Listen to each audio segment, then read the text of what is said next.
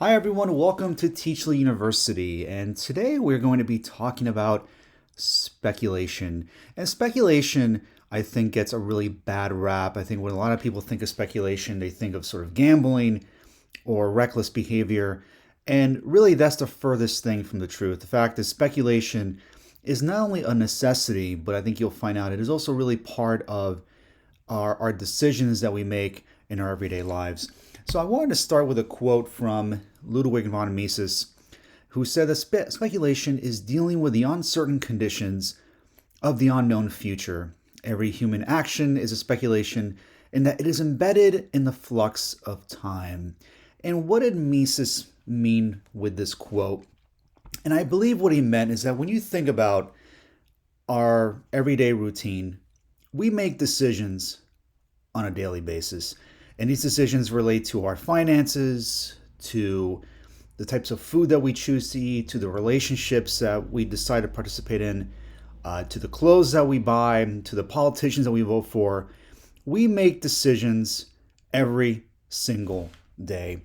And we make these decisions to fulfill what Abraham Maslow called his hierarchy of needs. We make these decisions to fulfill these five needs that are illustrated in this pyramid here that are essential to have a fulfilling and happy life. And when you look at this pyramid here, we could see the basis of this, or the base of this pyramid, is your physiological and safety needs. These are the bare basic necessities like food and water and security and safety. And without these basic needs, you can see that the pyramid falls apart. But then we have these higher level needs, such as intimate relationships and friends, the feeling of accomplishment, and then the top of the pyramid, which is self-actualization. And it's when you achieve your full creative potential. And when you really are able to capture these needs in this pyramid, and you're able to satisfy most of them, if not all of them, that's when really you're living life optimally. And we make these decisions by using data from our external environment. And we interpret this data using a part of the brain called the prefrontal cortex, which is illustrated here in the yellow part of the brain.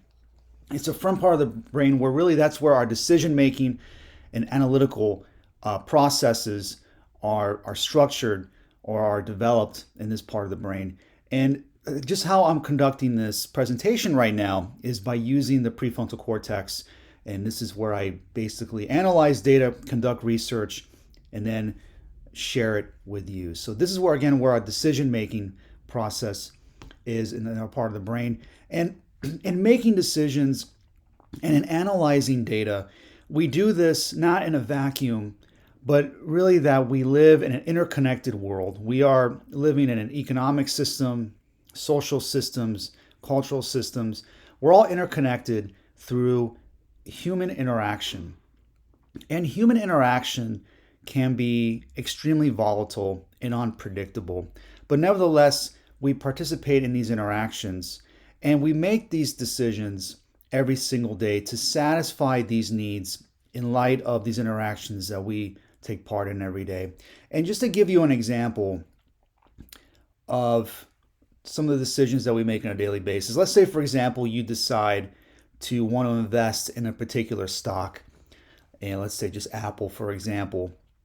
And in deciding to purchase the stock, what do? You do your due diligence, you do your research, you use financial statements, you read analyst reports, you look at stock charts, you use data from the external environment to make a decision on whether or not to invest in this stock with the hopes that you make money off of that investment. Obviously, if you didn't think you were going to make money off of it, you wouldn't be investing in it. And speculation decision making also involves relationships, whether platonic or romantic relationships. So say we're dating somebody, and we're using data or feedback from our external environment to make the decision as to whether or not perhaps this is somebody we want to marry. We look at to see how whether or not you get along with them. Does this person get along with their family or your family? Do they have the same interests and hobbies as you do? We take these things into consideration when we make decisions that satisfy these hierarchy of needs that Maslow talked about. So really, we use the data from our external environment to make decisions because we are predicting a desired outcome as a direct result of our decision or decisions. Okay, we make decisions because we're predicting an outcome. To go back to the example with the stock that we're investing in, we make decisions using data from our external environment, and we're predicting that by making that investment, we're going to make money off of it. As I said, if we didn't think we were going to make money, we wouldn't be investing in that stock. And that same thing applies to relationships. So again, we make decisions on a daily basis. We analyze these decisions by using data from our external environment to satisfy these needs. You talk about money, that investment with Apple, that stock. What is money good for? Well, it provides us basic needs: security, safety, food, water.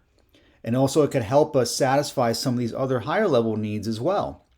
And the same thing with relationships, intimate relationships, friends. It's all part of really building a foundation where we build a more prosperous and happier life, and by trying to minimize pain as much as possible. And we do that through the decisions that we make. We try to maximize pleasure and minimize pain. But the problem is, as I mentioned, that human interaction is unpredictable. We see this volatility in markets as well as social, cultural, and economic systems. Prediction, or maybe perhaps the art of it, is really a fool's errand in a way sometimes. So how often have we seen experts try to predict certain outcomes? And the reason why we predict is that it makes us feel safe. We like to feel like we're in control of situations and that we can control the outcome of a desired result. But the problem is that there are things that are outside of our control. There are things that we cannot see, which is why ultimately speculation is just an inevitable and necessary part of life.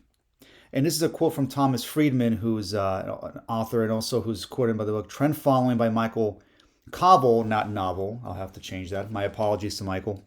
If you can't see the world and you can't see the interactions that are shaping the world, you surely cannot strategize about the world.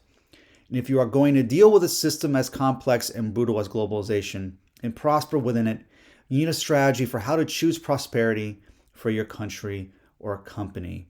And Friedman is absolutely right. It's about seeing the world as for what it is. It is a world consisting of interactions that are highly unpredictable. And if we are going to interact in this world, we have to accept the fact that in every decision that we make, whether it comes to our finances and relationships or any other facet of our lives, there's a level of unpredictability and unknowns that we have to consider. And we are speculators, which means we make the best decisions by understanding the unknown risks involved with our decisions while taking measures necessary to ensure our losses do not impact our most vital needs.